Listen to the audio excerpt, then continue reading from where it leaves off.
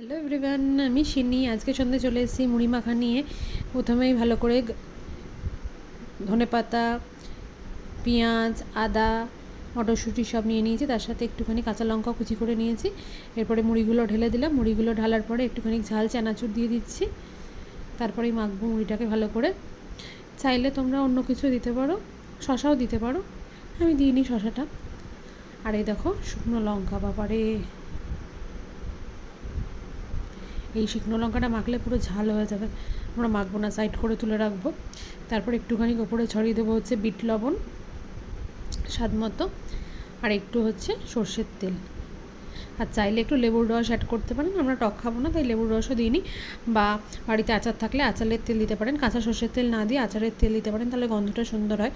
আম তেল বলে না, বা যে কোনো আচার দিয়ে ভালো করে ঝাঁকানাকা দিয়ে মিশিয়ে নিতে হবে, ব্যাস, আর কিছু না।